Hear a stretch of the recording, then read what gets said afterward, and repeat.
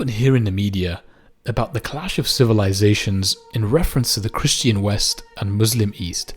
Without a doubt, this has become more prominent with the rise of globalization in the last half century and with mass migration of people due to economic, civil, and political unrest to the Western developed world. Many of these people carried with them their cultural and religious practices, bringing these two faiths ever closer to each other's doorsteps than before. But we should ask ourselves, is this really the case though? In reality, these two civilizations have been at each other's doorsteps since the dawn of Islam in the 7th century AD. It is usually perceived that interactions between the two have been predominantly one of hostility and conflict. In reality, despite conflicts, both these civilizations benefited from each other, not only through trade and commerce, but science and technology that built the foundations of the modern world we now know today. To understand the relationship of the Christian West and Muslim East, we must look at the early points of interaction and beyond to see how these two different cultures dealt with each other, sometimes even allying through mutual benefit and respect. This will allow us to determine whether or not contemporary perceptions of their relationship, being one of hostility and conflict, has had too much of a spotlight shone on it in recent times, and not doing justice to the actual realities of how these two civilizations interacted with each other. In this piece, we will explore the initial interactions between the early Muslims of the 7th century with the established faith of Christianity and their rulers and followers. I hope you enjoy this piece. Please don't forget to hit that like button, subscribe, and join us on this journey of knowledge.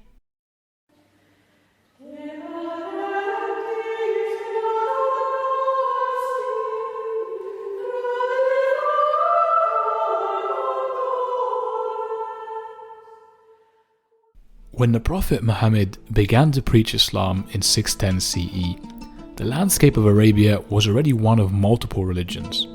Arab tribes were predominantly pagan. However, there existed Christianity amongst predominant tribes such as the Ghassanids of Eastern Arabia, Judaism among the Banu Qurayza tribe of Yathrib, which is modern-day Medina, and even Persian faiths of Zoroastrianism and Manichaeism of the Lakhmids. These tribes lived in a buffer region, that is the Arabian Peninsula, between two great empires of the time, the Byzantines and the Sassanians, often acting as vessels to either of them, even converting to their faiths at times.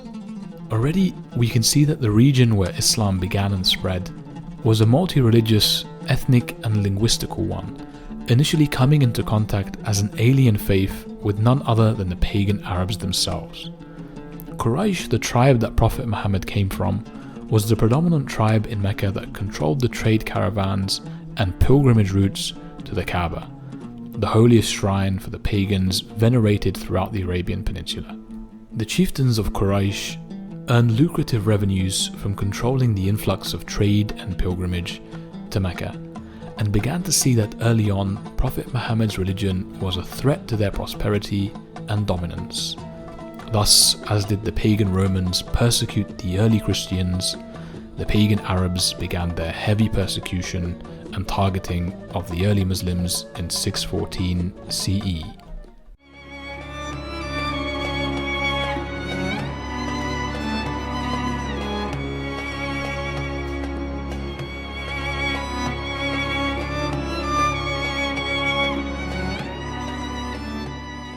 Soon after the persecution of the early Muslims, Prophet Muhammad instructed a group of followers, the Sahaba, to immigrate to Abyssinia, or modern-day Ethiopia and Eritrea, to seek refuge from this persecution.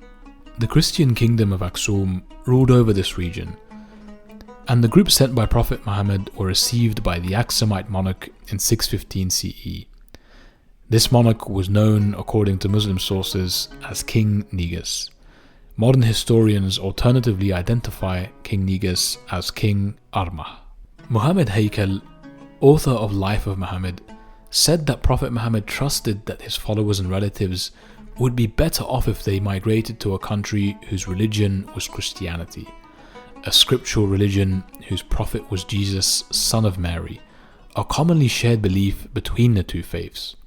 It is narrated that Prophet Muhammad said that King Negus will not tolerate injustice.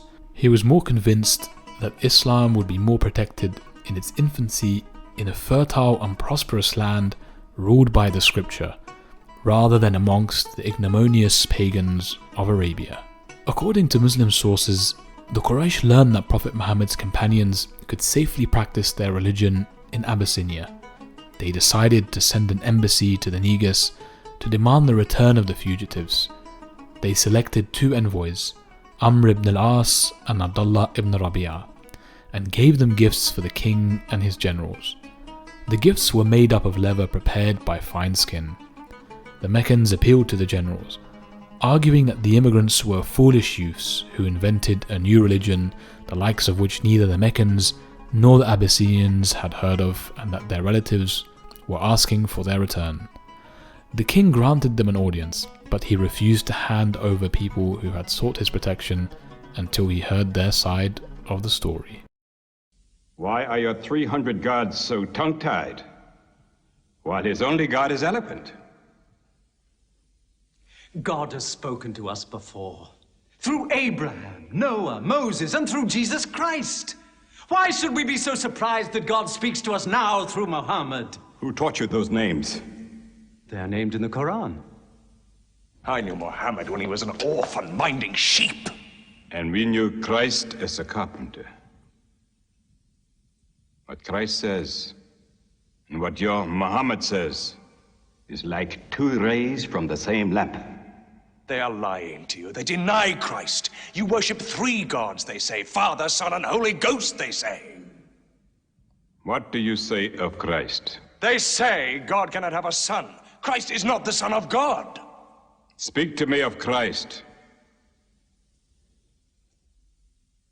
We say of Christ what our prophet has taught us, that God cast his Holy Spirit into the womb of a virgin named Mary, and that she conceived Christ, the apostle of God. The apostle, he says, not the Son, not the Son.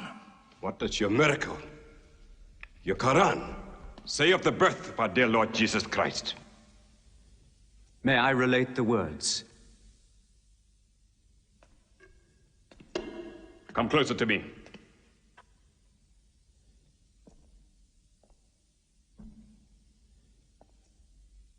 In the name of God, most gracious, most merciful. Relate in the book the story of Mary, how she withdrew from her family to a place in the east, how we sent to her our angel Gabriel, who said, I am a messenger from your God, to announce the birth of a holy son to you. She said, how shall I, Mary, have a son when no man has touched me? And Gabriel replied, for your Lord says, it will happen.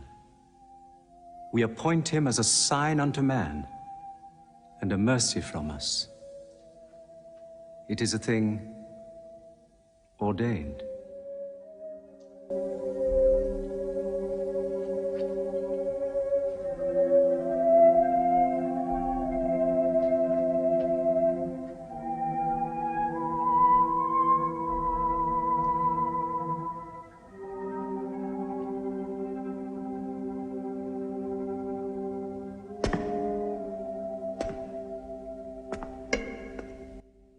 The difference between us and you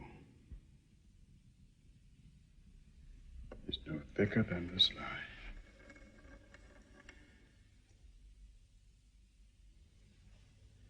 Not for a mountain of gold will I give them up to you.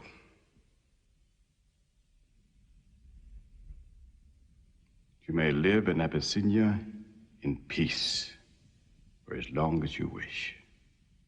May God's blessings be upon you on your return.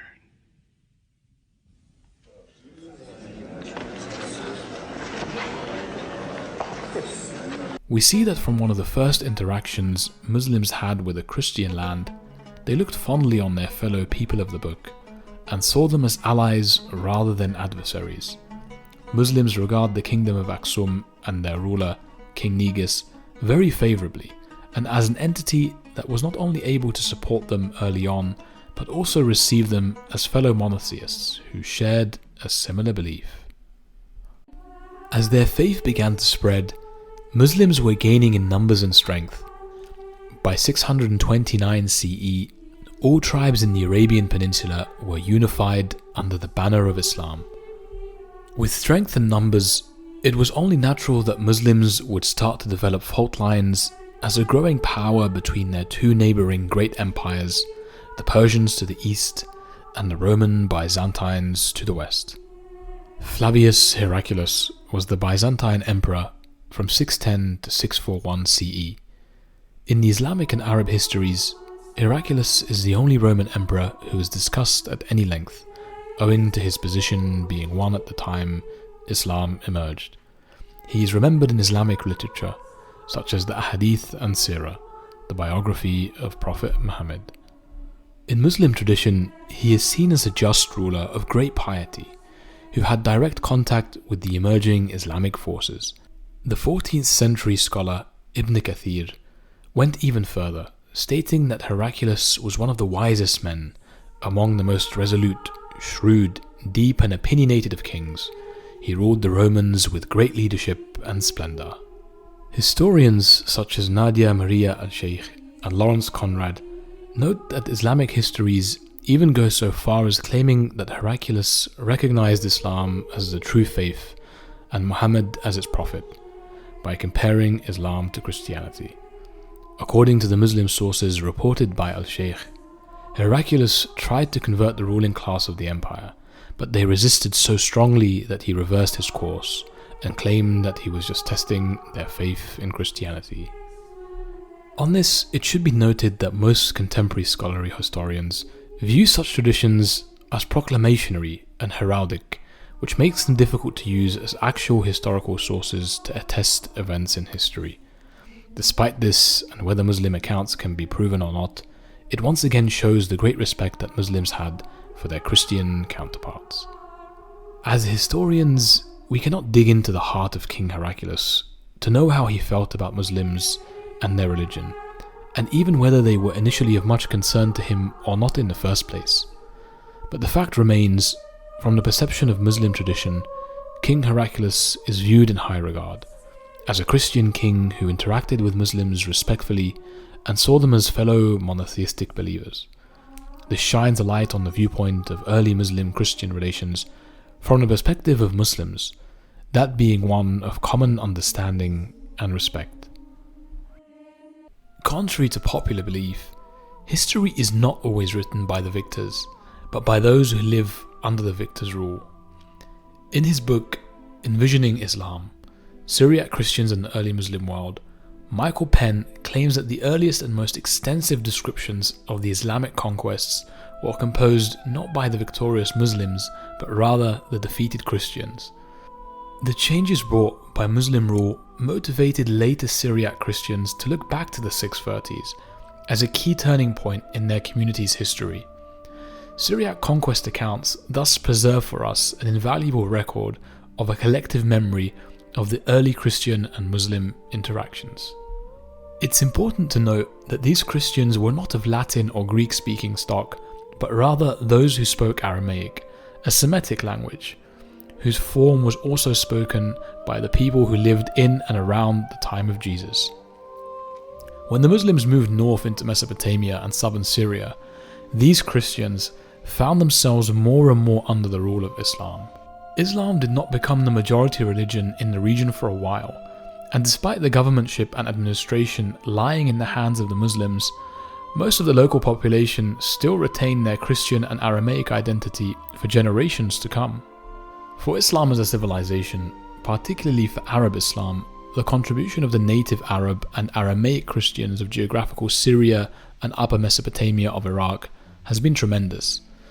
This is connected with the efforts of their bilingual, occasional trilingual scholars, including monks and bishops who fulfilled the vital role of intellectual and cultural mediators.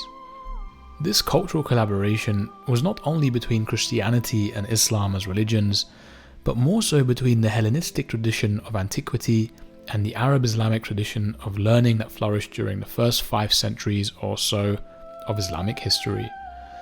The Arab and Syriac Christians were so instrumental in the crucial movement of translation into Arabic of Greek works of philosophy, medicine, and other sciences. They laid the foundation for that fruitful reception, assimilation, and study of the sciences of the ancients into the world of Arabic Islamic learning. In this, and their joint contribution with their Muslim colleagues, Syriac Christian scholars were full partners in a significant enterprise. In a sense, they were also teachers who enriched the Arabic language and helped make it a language of science. They helped convert the Arabs and Islam of this period to much of Hellenism. It is true that most of this work was done later under the patronage of the Abbasids in Baghdad, which the Nestorian Christians of Iraq and Iran played a significant role in. But the initiative had begun mostly in Syria and Upper Mesopotamia, which the Syriac Christians laid and contributed the foundations for. Throughout this piece, we have looked at key interactions of the early Muslims with multiple different Christian powers and groups. Christianity at the time, and as it stands today, was not a homogeneous entity, but rather one of multiple different peoples, ethnicities, and languages. The then singular, homogeneous Arab Muslims interacted and expressed their viewpoints clearly on these Christians from the people of the Aksumite kingdom of Abyssinia to Hellenic Byzantia. From the accounts and sources, we can see that these early Muslim viewpoints looked upon these Christians quite favourably, and rather than a narrative of non-believers and heretics, we see a narrative of respect, support, and cooperation as a considered peoples of the book. We would be naive, of course, to dismiss the conflicts that have happened between the Muslims and Christians throughout history. These conflicts were sometimes brutal and bloody for both sides. But also, it would be naive for us not to see conflict as a natural course of human behaviour, with Christians fighting Christians and Muslims fighting Muslims with equal vigour and force throughout history. Sometimes, in the flurry of conflict, we forget the beneficial interactions different groups of faiths had with each other. Many of these interactions, rather than being that of conflict and destruction, were actually to the betterment and benefit of society as a whole. Perhaps this is a testament to how we as a people of today can come together for mutual support and cooperation, rather than drawing fault lines that mark our differences and prevent our collaboration. Well, I hope you enjoyed this video essay on the early interactions of Muslims and Christians. Please don't forget to drop a comment in the comment section below. Let me know your thoughts on potential future topics to cover, and looking forward to meeting all you wonderful people again soon.